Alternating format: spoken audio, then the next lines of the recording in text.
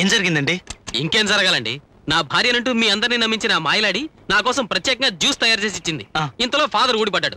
అది ఆయనకి ఇచ్చాను, తాగి నేలకూలాడు. ఓ, అంటే అది పాయిజన్ అన్నమాట. అన్నమాట కాదు, తమ్ముడు మాట కాదు, అది పాయిజనే సార్.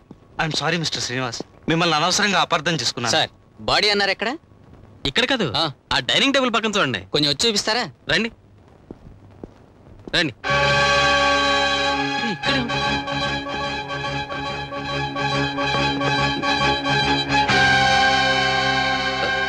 ఇక్కడే సార్, కరెక్ట్ గా ఇక్కడే పడ్డాడు.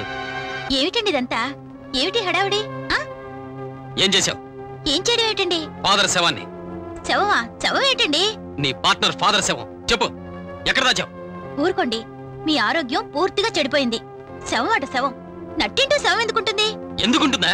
విషం కలిపిన జ్యూస్ ఇస్తే ఉంటుంది. మిస్టర్ శ్రీనివాస్, మీ పరిస్థితి చూస్తుంటే నాకు చాలా జాలేస్తుంది. ఇదిగో ఇదిగో ఇన్స్పెక్టర్, ఇది ఇట్లాగే ఫాదర్ పడిపోయింది.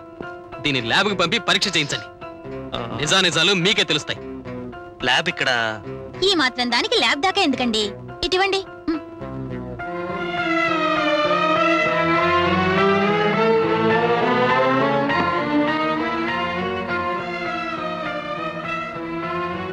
వెళ్ళొస్తాం సార్. వెళ్ళదు, 5 నిమిషాలు వెయిట్ చేయండి, తను పడిపోతుంది. మీరు ఇక మాట్లాడకండి. ఇంకోసారి ఇలా పిచ్చి పిచ్చి వేషాలు వేశారంటే ఎందుకులేండి, మీరు వెళ్ళండి. చూడమ్మా, ఈయన వల్ల ఇలాంటి ఇబ్బందులు మాకు మరొకసారి కలగకుండా చూసుకునే బాధ్యత మీది. ఆ తర్వాత మీ ఇష్టం.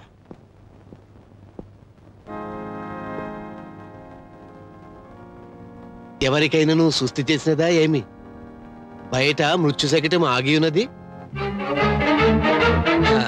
ద్వారము తెరిచియే ఉన్నది.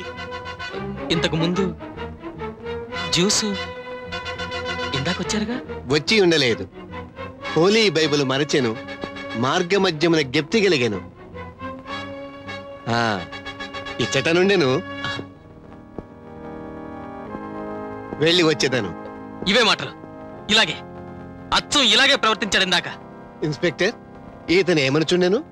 మీరు చావు బతుకుల్లో ఉన్నారని ఫోన్ చేశాడు. చపల చిత్తులను యెహోవా చూచుచుండునని చెప్పబడి ఉన్నది. స్వస్థపడు, వెడలదను. ఇన్స్పెక్టర్, వీళ్ళిద్దరు తోడు దొంగలు, ఏదో కుట్ర పని నాటకం ఆడుతున్నారు. మిస్టర్ శ్రీనివాస్, మీరు చాలా ఎక్కువగా ఆలోచిస్తున్నారు. రెస్ట్ తీసుకోండి, వస్తాను. ఇన్స్పెక్టర్, ఇన్స్పెక్టర్ ప్లీజ్ ఆగండి. ఇన్స్పెక్టర్, నా మాట వినండి. ఆ ఫాదర్ ఈ అమ్మాయి కలిసి ఇదంతా ప్లాన్ చేశారు. నా మాట విని సుధాకర్ గారు ఉన్నారే, ఆయన్ని వెళ్ళి కలవండి.